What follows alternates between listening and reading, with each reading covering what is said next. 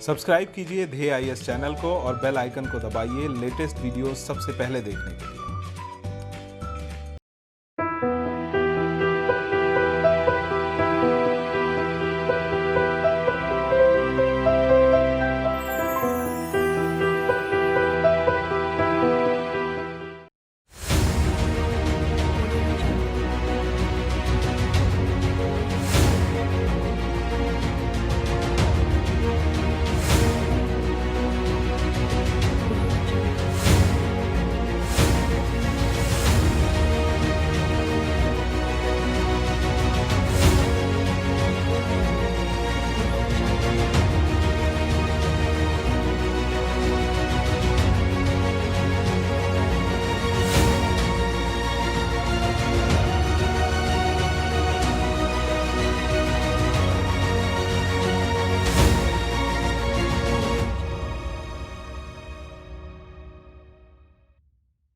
नमस्कार, मैं सुनील वर्मा ध्येय आईएएस टीम की ओर से आपका स्वागत करता हूं ध्येय टीवी पर। हम बात करेंगे डेली करंट अफेयर्स के अपने प्रोग्राम पर, जैसा कि हम प्रतिदिन करते आए हैं। आज की वीडियो में मैं 3 टॉपिक कवर कर रहा हूं। पहला जो टॉपिक है, इसमें मैं बात करूंगा अशोक लवासा और चुनाव आयोग पर। देखेंगे अशोक लवासा का चुनाव आयोग से क्या संबंध है और क्यों अशोक लवासा और चुनाव आयोग इस समय चर्चा में बने हुए हैं। वहीं जो दूसरी खबर है, उसमें मैं बात करूंगा आजाद पट्टन जल विद्युत परियोजना। देखेंगे आजाद पट्टन जल विद्युत परियोजना कहां पर है, क्यों चर्चा में बनी हुई है। वहीं जो तीसरी खबर है, उसमें मैं बात करूंगा हांगकांग विशेष दर्जे की समाप्ति, और देखेंगे आखिर अमेरिका ने क्यों हांगकांग का जो स्पेशल स्टेटस था उसको समाप्त कर दिया है। आइए इन्हीं तीनों खबरों को एक एक करके डायनेमिक तरीके से मैं डिस्कस करने का प्रयास करता हूं। सबसे पहले आपकी स्क्रीन पर एक इमेज दिखाई दे रहा है, एक चेहरा दिखाई दे रहा है, इसको देख लीजिए। यही है अशोक लवासा जी, और यही क्या है, इस समय चर्चा में बने हुए हैं।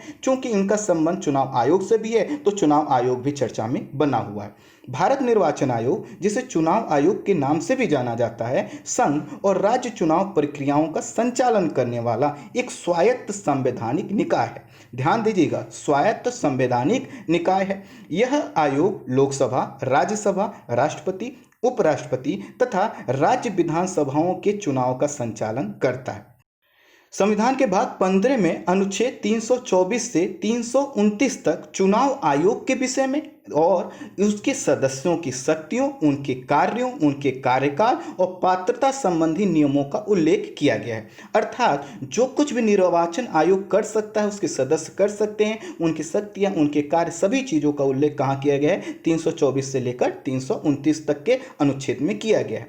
चूंकि मैंने आपको बताया कि संवैधानिक संस्थान है, इसका उल्लेख संविधान में किया गया है, इसी के लिए इसकी जो स्थापना की गई थी वह प्रारंभिक संस्थानों में की गई थी और 25 जनवरी 1950 को इसको स्थापित किया गया था। अब थोड़ा सा अनुच्छेद जो हमने बताए 324 से लेकर 329 तक, उनको एक बार समझ लीजिए। अनुच्छेद 324 में कहा गया है कि जो भी निर्वाचन होंगे, अर्थात कौन से निर्वाचन, जो इनका उल्लेख मैंने ऊपर किया, लोकसभा, राज्यसभा, राष्ट्रपति, उपराष्ट्रपति और जो है कि विधानसभाओं के चुनाव का, तो उसमें मैंने क्या कहा था कि जितने चुनाव हैं, इन चुनावों के अधीक्षण, निर्देशन और नियंत्रण का जो अधिकार होगा वह निर्वाचन आयोग के पास होगा। कौन सा निर्वाचन आयोग? भारत का निर्वाचन आयोग। अनुच्छेद 325 में कहा गया है कि धर्म, मूल वंश, जाति, लिंग के आधार पर किसी भी व्यक्ति को मतदाता सूची में शामिल करने से नहीं रोका जाएगा। अर्थात यह नहीं कहा जाएगा कि कोई व्यक्ति किसी अलग धर्म, मूल वंश, जाति या लिंग से बिलोंग करता है, इसलिए वह मतदाता सूची का भाग नहीं बन सकता। साथ ही साथ यह भी नहीं कहा जाएगा कि कोई मतदान करने के लिए योग्य नहीं है क्योंकि वह किसी धर्म, मूल वंश, जाति, लिंग से बिलोंग करता है। इस तरह से भारत की विविधता को समेटने का इसमें प्रयास किया गया। वहीं अनुच्छेद 326 कहता है लोकसभा और राज्यों की विधानसभाओं के लिए जो निर्वाचन होंगे वह वयस्क मताधिकार के आधार पर होंगे। वयस्क मताधिकार का मतलब है कि वर्तमान समय में कहें कि 18 साल से उम्र आपकी अगर ज़्यादा है और आप किसी ऐसी चीज़ में संलिप्त नहीं हैं जिनको चुनाव आयोग ने रिस्ट्रिक्टेड कर रखा है, तो आप ऑलरेडी चुनाव की प्रक्रिया में शामिल हो जाएंगे। बस आपके पास क्या होना चाहिए, एक पहचान पत्र होना चाहिए, वोटर आईडी होना चाहिए। आगे कहा गया है कि इसमें जो आपका अनुच्छेद 327 है, विधानमंडलों के लिए निर्वाचनों के संबंध में उपबंध करने की जो शक्ति है वह संसद में होगी। अर्थात यह इसलिए लिख दिया गया कि ऐसा ना कहें कि विधानमंडल और जो है कि संसद एक दूसरे के आमने सामने आ जाए कि चुनाव के लिए नियम कौन बनाएगा, इसलिए क्लियर कर दिया गया संसद की शक्ति। वहीं अनुच्छेद 328 में कहा गया है किसी राज्य के विधानमंडल के लिए निर्वाचनों के संबंध में उपबंध करने की शक्ति उस विधानमंडल। अनुच्छेद 329 कहता है निर्वाचन संबंधी मामलों में न्यायालयों के हस्तक्षेप का वर्जन किया गया है। अर्थात न्यायालय जब तक कि उनके सामने कोई ऐसा मुद्दा नहीं होता जिसमें निर्वाचन आयोग की जो प्रक्रिया है उस पर सवाल खड़े हों, तब तक निर्वाचन की जो प्रक्रिया है उसमें आपका जो न्यायालय है वो शामिल नहीं होगा। ये इस वजह से कहा गया है जिससे चुनाव आयोग एकदम स्वतंत्र होकर कार्य कर सके। अब देखिए निर्वाचन आयोग के कार्यों के अधीक्षण की जो जिम्मेदारी होती है वह चुनाव आयुक्त की होती है, और जब चुनाव आयुक्त की होती है तो यह जो पद है काफी इंपॉर्टेंट हो जाता है। प्रारंभ में संविधान में केवल एक चुनाव आयुक्त का प्रावधान था, लेकिन राष्ट्रपति की एक अधिसूचना के जरिए 16 अक्टूबर 1989 को अर्थात 16 अक्टूबर 1989 को 3 सदस्यीय इसको बना दिया गया। कौन सा? जो चुनाव आयुक्त का पद था। कुछ समय बाद पुनः इसे 1 सदस्यीय किया गया, लेकिन 1 अक्टूबर 1993 से इसे फिर से 3 सदस्यीय बना दिया गया। अर्थात आप देख रहे होंगे कि इसका जो नेतृत्व है कभी 1 सदस्यीय हो जा रहा तो कभी 3 सदस्यीय हो जा रहा, लेकिन 1 अक्टूबर 1993 से यह क्या है 3 आयुक्त वाला एक निकाय है। मुख्य निर्वाचन अधिकारी तथा अन्य आयुक्तों की जो नियुक्ति होती है वह राष्ट्रपति करता है। इनका कार्यकाल 6 वर्ष या 65 वर्ष की आयु तक होता है। जो भी इसमें पहले है, अगर 6 वर्ष का समय पूरा हो जाता है या किसी का 65 वर्ष का समय पूरा हो जाता है तो क्या हो जाएगा? रिटायर्ड हो जाएगा। मुख्य चुनाव आयुक्त को संसद द्वारा सर्वोच्च न्यायालय के न्यायाधीश को हटाने की प्रक्रिया का पालन करना होगा यदि आप उसको पद से हटाते हैं। इसी के साथ साथ इन्हें जो है कि भारत के सर्वोच्च न्यायालय के न्यायाधीशों के समकक्ष क्या दर्जा प्राप्त होता है, अर्थात उनके समान इनको वेतन भत्ते और सभी सुविधाएं मिलती हैं। अर्थात हायरार्की में इनका जो स्टेटस होता है काफी ऊपर है। निर्वाचन आयोग ने न सिर्फ अधिक से अधिक लोगों को मतदान की प्रक्रिया में जोड़ने का प्रयास करता है, बल्कि चुनाव की विश्वसनीयता, निष्पक्षता, पारदर्शिता, अखंडता आदि जैसे मूल्यों को भी सुनिश्चित करने का प्रयास करता है। और यह जो आयोग है यह चुनाव में राजनीतिक दलों को भी अनुशासित करता है, जिससे सभी छोटे बड़े जो दल हैं उनके साथ समानता, निष्पक्षता और स्वतंत्रता के मूल्यों को स्थापित किया जा सके। 1950 से लेकर अब तक चुनाव आयोग ने बहुत ही शानदार तरीके से अपने जिम्मेदारी का निर्वहन किया है, लेकिन इसी बीच कई चुनौतियों का इसको सामना भी करना पड़ा है। क्या चुनौतियां रही हैं कि चुनावों के समय नेताओं द्वारा हेट स्पीच या सांप्रदायिक स्पीच दी जाती हैं, और ये जो स्पीच होते हैं जिनको हम हेट स्पीच बोलते हैं, ये ऐसे स्पीच होते हैं जिससे भावनाएं किसी की आहत हो सकती हैं। तो ऐसे जो संदर्भ हैं ये आज के समय में काफ़ी बढ़ गए हैं। ये क्या है? एक बहुत बड़ी चुनौती। इसी के साथ साथ आपको पता है कि हाल के समय में अगर देखा जाए तो राजनीति में काले धन और आपराधिक तत्वों का बोलबाला बढ़ा है। तो इससे यह पता चलता है कि जो लोग चुनाव की प्रक्रिया में शामिल हो रहे हैं उनको किसी अन्य तरीके से नियंत्रण करने की भी आवश्यकता है। कई बार सरकारों द्वारा मशीनरी, जो सरकारी मशीनरी है, उसके दुरुपयोग की भी खबरें आती हैं, जिसमें चुनाव से पहले क्या किया जाता है? सरकारी अधिकारियों का स्थानांतरण किया जाता है, और यह इसलिए किया जाता है कि संबंधित जिला अधिकारी या कोई पद उनको लाभ पहुंचा सके। एक चीजें आती रही हैं। कई बार विश्लेषण में यह भी सामने आता है कि चुनाव आयोग जो कार्यपालिका के दबाव में कार्य करता है, और यह इस वजह से कहा गया है कि कई बार ऐसी चीजें होती हैं कि विपक्ष कहता है कि यह जो प्रधानमंत्री हैं या कोई भी दूसरे पद पे जो व्यक्ति समय समय पे आसीन होते हैं उनके ऊपर आरोप लगाया जाता है कि इन्होंने ऐसा कुछ बोला लेकिन चुनाव आयोग उस पर एक्शन नहीं ले रहा है। इसका मतलब यह है कि वह जो है कि कार्यपालिका के दबाव में काम कर रहा है। अब देखिए ये जितनी चुनौतियां हैं, इन चुनौतियों को दूर करने की जिम्मेदारी किसकी है? मुख्य चुनाव आयुक्त और 2 अन्य चुनाव आयुक्तों पर है।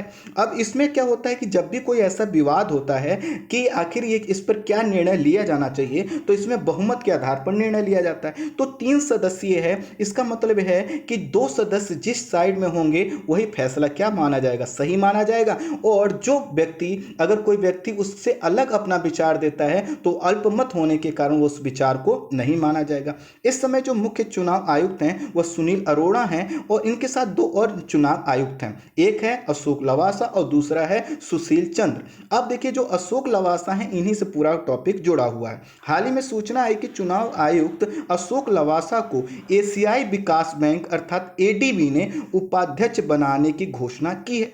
हालांकि लवासा ने अभी तक अपने पद अर्थात चुनाव आयुक्त के पद से इस्तीफा नहीं दिया है। अशोक लवासा 23 जनवरी 2018 को चुनाव आयुक्त का इन्होंने कार्यभार संभाला था और इनका जो कार्यकाल है वह अक्टूबर 2022 तक था। अर्थात अभी जब इनका कार्यकाल बचा हुआ है, इसी बीच इनको एडीपी का उपाध्यक्ष बनाया जा रहा है। सुनील अरोड़ा देश के 23वें मुख्य चुनाव आयुक्त हैं और अगले साल इनका कार्यकाल क्या हो रहा था? समाप्त हो रहा था। जब ये सुनील अरोड़ा का कार्यकाल जब समाप्त होता तो उसके बाद जो है कि अप्रैल माह में मुख्य चुनाव आयुक्त अशोक लवासा बन सकते थे। अगर यह अशोक लवासा मुख्य चुनाव आयुक्त बनते तो इनके अंडर में जो है कि उत्तर प्रदेश, पश्चिम बंगाल, उत्तराखंड, पंजाब, मणिपुर, गोवा सहित कई राज्यों में चुनाव होते। इसका मतलब है कि जब तक रिटायर्ड होते तब तक ये चुनाव हो जाते। अब लवासा के बाद जो है कि जो आयुक्त हैं सुशील चंद्र, यह क्या करेंगे? जो मुख्य चुनाव आयुक्त के क्या होंगे? दावेदार होंगे। तो कुल मिलाकर अशोक लवासा के पास अभी कार्यकाल बचा हुआ था, लेकिन इनको दूसरी पोस्ट पर शिफ्ट कर दिया गया है।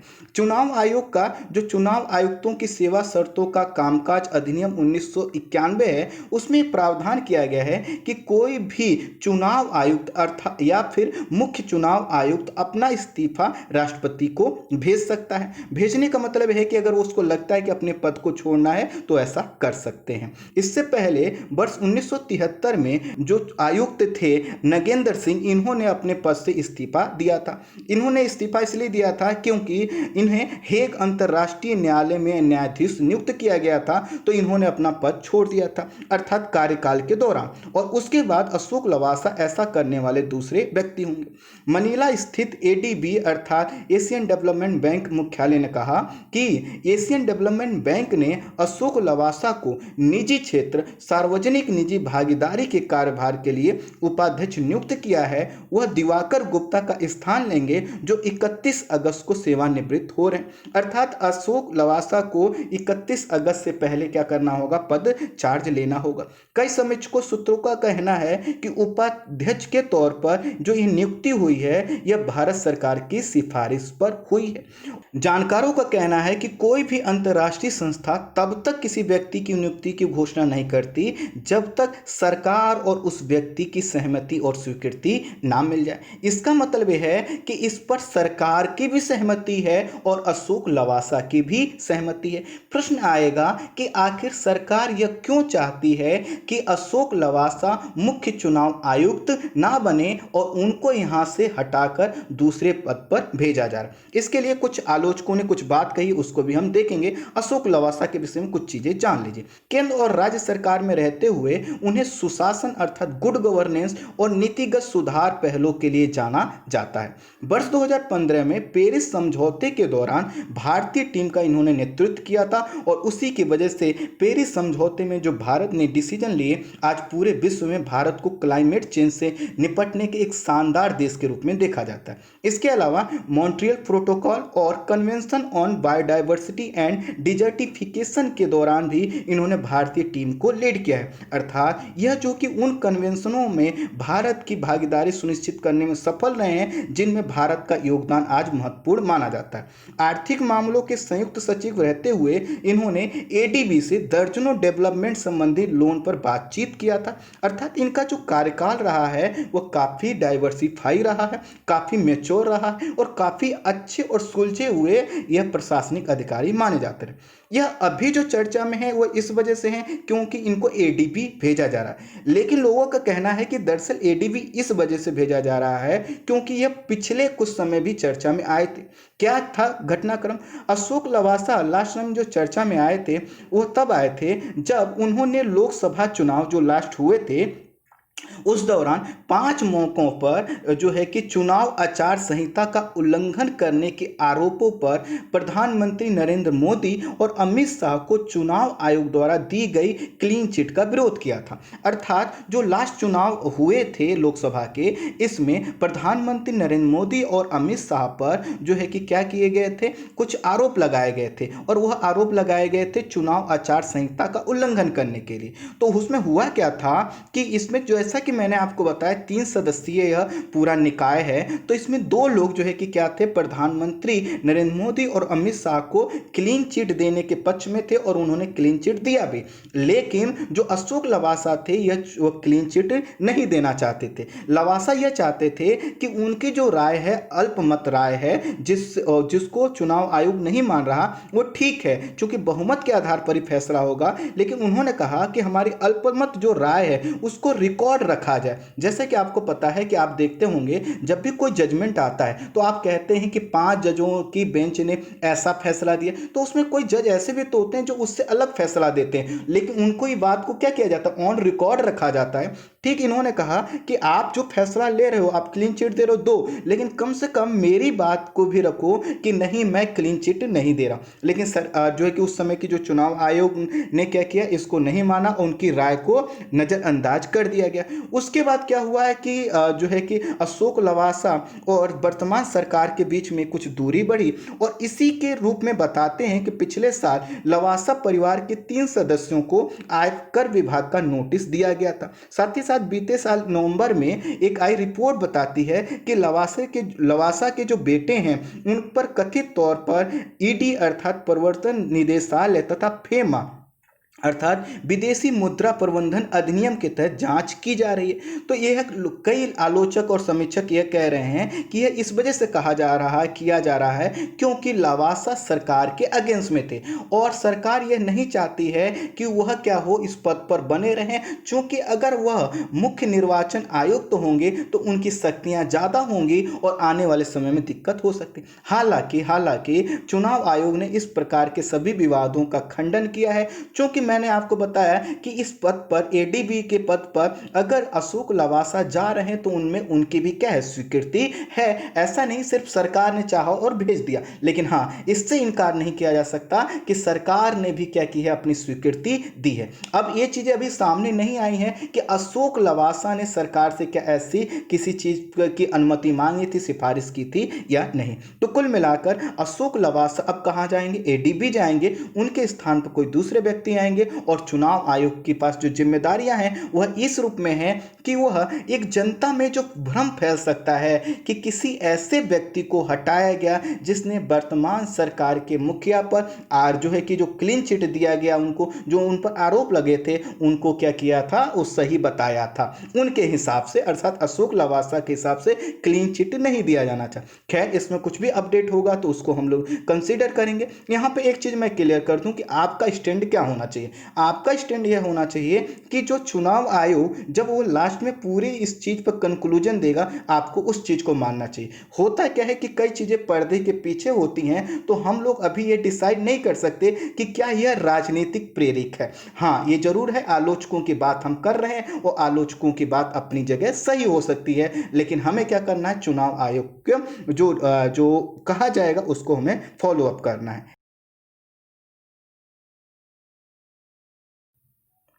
अब हम बात करते हैं अपने दूसरे टॉपिक पर, जो कि आजाद पट्टन जल विद्युत परियोजना पे है।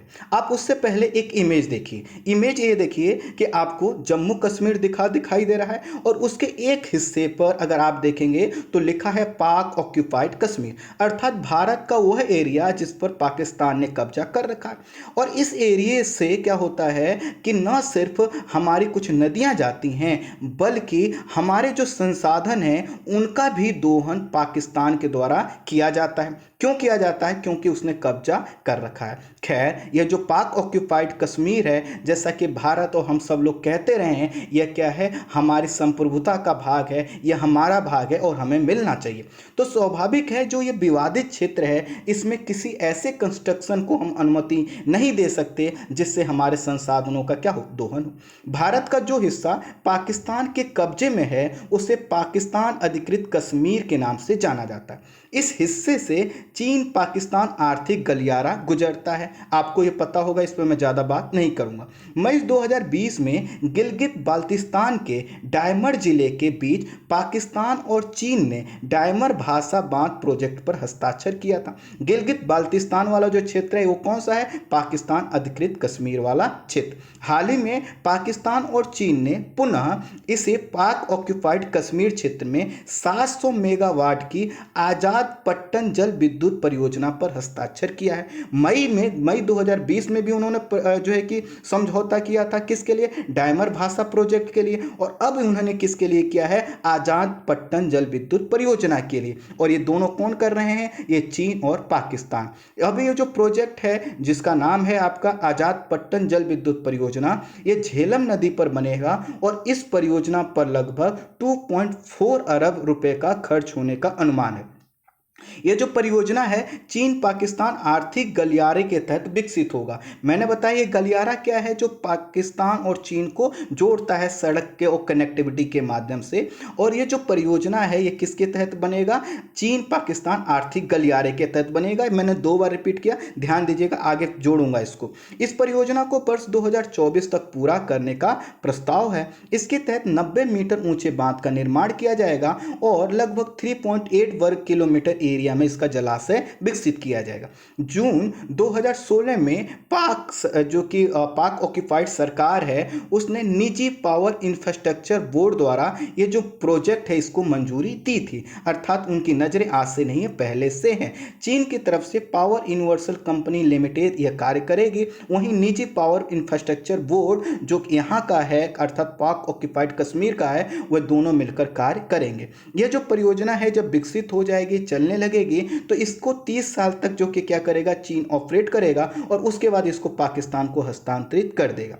यह जो परियोजना है यह एक रन ऑफ द रिवर परियोजना है। यह ऐसी परियोजना है जिसमें रन ऑफ द रिवर परियोजना से तात्पर्य ऐसी परियोजना से होता है जिसमें नदी घाटी के जल के प्रवाह में बिना बाधा डाले जल विद्युत का उत्पादन किया जाता है। अर्थात जैसे कोई नदी है प्रवाहित हो रही है, तो जरूरी नहीं है कि उसके आप जो है कि क्या करें, उसके बिल्कुल लंबवत कोई बांध बनाकर आप उसके जल को रोकें। किसी अन्य तरीके से ऐसे आप बांध बनाइए जिससे उसके जल में बहुत ज़्यादा ठहराव ना आए। तो ये भी क्या है? इसी प्रकार की एक परियोजना यह बता रहे हैं। यह CPEC अर्थात चीन पाकिस्तान इकोनॉमिक कॉरिडोर के तहत पीओके में निर्मित की जाने वाली दूसरी परियोजना है। ध्यान दीजिएगा, ये CPEC के तहत निर्मित की जाने वाली पाकिस्तान अधिकृत कश्मीर में दूसरी परियोजना है। अदरवाइज पीओके में कई परियोजनाएं चल रही हैं। पहली जो परियोजना है जो CPEC के तहत यहाँ पर पाक ऑक्यूपाइड कश्मीर में बन रही है, वह है आपकी कोहाला परियोजना। तो ये कोहाला परियोजना के बाद आजाद पट्टन परियोजना दूसरी परियोजना है जो CPEC के तहत बन रही है। इस पर जो हस्ताक्षर हुआ था कोहाला प्रोजेक्ट पर, यह हुआ था जून 2020 में। जी हां, आप महीना देख सकते हैं, जून 2020 में हुआ था, जिसमें 1100 मेगावाट बिजली का उत्पादन किया जाना है। कोहाला परियोजना भी झेलम नदी पर ही विकसित होगी, लेकिन यह बनेगी मुजफ्फराबाद के पास। और झेलम पर 5 जल विद्युत परियोजनाएं संपन्न होनी है पाकिस्तान की तरफ से। और यह कौन सी हैं कि एक तो हमने देखा आजाद पट्टन, उसके बाद जो है कि आपका माहल, कोहाला और चकोती हट्टियन ये परियोजनाएं हैं, और एक परियोजना है करोट। तो इस तरह से देखिए कौन कौन सी परियोजना आपसे पूछी जा सकती हैं जो है कि जो झेलम नदी पर बनने वाली हैं। एक है माहल, दूसरी है कोहाला, तीसरी है चकोती हट्टियन और चौथी है करोट और पांचवी है आजाद पट्टन। तो ये जो जितनी परियोजनाएं हैं कहाँ पे बनाई जा रही हैं? यह पाक ऑक्यूपाइड कश्मीर में बनाई जा रही हैं। और कहीं ना कहीं पाकिस्तान क्या कर रहा है? चीन का सहयोग लेकर भारत के उस क्षेत्र में परियोजनाओं को बना रहा है जो कि भारत का है। और इस तरह से भारत सरकार आने वाले समय में अगर इस पर बहुत ज़्यादा कड़े कदम नहीं उठाती है तो इसका खामियाजा हमको भुगतना पड़ सकता है। क्योंकि इससे क्या होगा, इससे ये स्वीकृति मिलेगी कि चूंकि परियोजनाएं पाकिस्तान की हैं तो वो एरिया भी क्या है, पाकिस्तान। खैर, अब हम बात करेंगे हांगकांग विशेष दर्जे की समाप्ति। हांगकांग लगभग एक शताब्दी तक ब्रिटेन का उपनिवेश था। 1997 में हांगकांग जो है कि वो चीन को सौंप दिया गया और आपको पता है इसी के तहत वन नेशन टू सिस्टम का पॉलिसी यहाँ पर अपनाई गई। इसके तहत हांगकांग को विशेष दर्जा दिया गया और कहा गया कि जो यहाँ का शासन व्यवस्था है वह मुख्य चीन से अलग होगा। अमेरिका ने भी अपनी नीतियों के संदर्भ में हांगकांग को विशेष दर्जा दिया और कहा कि जो हम चीन के साथ जिस प्रकार के संबंध रखते हैं उससे अलग कैटेगरी का संबंध रखेंगे हांगकांग के साथ, क्योंकि हम इसको स्पेशल स्टेटस दे रहे हैं। अब इसके तहत क्या स्पेशल स्टेटस इन्होंने दिया था हांगकांग को, ये कहते थे कि अगर हम व्यापार करते हैं तो उनसे कम व्यापार शुल्क लगेंगे, हम वहाँ से कोई लोग हमारे यहाँ आते हैं तो उनकी जो इमिग्रेशन की पॉलिसी है वह कुछ अलग होगी चाइना के लोगों से। इस प्रकार के कई ऐसी चीज़ें स्पेशल प्रोविजंस उन्होंने बना रखे थे। लेकिन आपको पता है कुछ दिन पहले ही हांगकांग में क्या हुआ था कि राष्ट्रीय सुरक्षा कानून लाया गया था। अमेरिका ने इसका विरोध किया और कहा कि इसके माध्यम से चीन हांगकांग वासियों की स्वतंत्रता को छीन रहा है और उनके मानवाधिकारों का क्या कर रहा है, उल्लंघन कर रहा है। इसी प्रक्रिया में अमेरिका ने अब क्या किया है कि वहां के राष्ट्रपति ने हांगकांग का जो विशेष दर्जा उन्होंने दे रखा था उसको समाप्त कर दिया है और उन्होंने कहा है कि जो अब अमेरिका हांगकांग को स्पेशल स्टेटस देता था अब वह समाप्त हम कर रहे हैं। अब हांगकांग के साथ जो व्यवहार किया जाएगा वह चीन के द्वारा किया जाएगा, अर्थात जैसा चीन के साथ होता था ऐसे ही हम हांगकांग के साथ करेंगे। और यह भी कहा गया है कि हांगकांग को चीन का मुख्य हिस्सा वह मानेगा और किसी भी संवेदनशील प्रौद्योगिकी का निर्यात नहीं करेगा। अर्थात क्यों नहीं करेगा, क्योंकि जब चीन के साथ चीन उसको दिखा रहा है कि हमारा है तो हम उसको स्पेशल स्टेटस क्यों दें, यह कहा जा रहा है। इसके साथ ही डोनाल्ड ट्रंप ने हांगकांग की स्वायत्तता अधिनियम पर भी हस्ताक्षर कर दिए। हांगकांग ऑटोनॉमी एक्ट क्या है, इसके तहत दरअसल यह एक्ट कहता है कि इसके तहत उन चीन के अधिकारियों और हांगकांग के पुलिस अधिकारियों को अमेरिका में प्रतिबंधित किया जाएगा जो हांगकांग की स्वायत्तता को कम करने या उनके मानवाधिकारों के उल्लंघन में शामिल होते हैं। अर्थात अब अमेरिका ने कह दिया कि देखो हम ये मान रहे हैं कि जो ये हांगकांग है वो चीन का भाग है, उसका भाग है, इसलिए हांगकांग को हमने जो स्पेशल स्टेटस दिया था वो हम समाप्त कर रहे हैं। लेकिन हमें लगता है कि चीन ने वहां पे गलत किया है, इसलिए जो अधिकारी इसमें शामिल होंगे हम उनको क्या करेंगे, प्रतिबंधित करेंगे। ना सिर्फ उन लोगों को प्रतिबंधित करेंगे बल्कि यह उन बैंकों पर भी हम प्रतिबंध लगाएंगे जो क्या करते हैं, ऐसे प्रतिबंधित लोग अर्थात जो हांगकांग के हों या चीन के हों जो हांगकांग वासियों के मूल अधिकारों का उल्लंघन करते हैं, इनके साथ लेन देन करते हैं। अर्थात प्रतिबंधित व्यक्तियों के साथ लेन देन करने वाले बैंकों को भी प्रतिबंधित किया जा सकता है। स्वाभाविक है चीन की प्रतिक्रिया आनी थी। चीन ने भी अपने हितों की रक्षा के लिए आवश्यक प्रतिक्रिया कहा है कि वह देगा और उसने कहा है कि आवश्यकता पड़ने पर अमेरिका के अधिकारियों और संस्थाओं पर भी हम प्रतिबंध लगाएंगे। इस तरह से क्या होगा कि अब चीन भी क्या करेगा, कुछ संस्थाओं पर प्रतिबंध लगा सकता है। एक चीज नोट कीजिए, जैसे ही हांगकांग में यह राष्ट्रीय सुरक्षा कानून आया है सबसे पहले ऑस्ट्रेलिया ने विरोध किया, फिर मैंने आपको कल वाले वीडियो में बताया था कि वहां पर ब्रिटेन में भी ऐसा ही हुआ है और अब अमेरिका ने भी इसी तरह से। तो कुल मिलाकर यह दिखता है कि जो चीन के खिलाफ जो है कि पूरा विश्व लगभग एक धरातल पर आता हुआ नजर आ रहा है और यह डेमोक्रेसी की रक्षा के लिए सही है। हालांकि कुछ देश अभी खुलकर सामने नहीं आए हैं, उनसे भी उम्मीद है कि वह भी जल्दी आकर कहीं ना कहीं डेमोक्रेसी को बचाने का प्रयास करेंगे। तो आज के वीडियो में इतना ही। Thank you so much.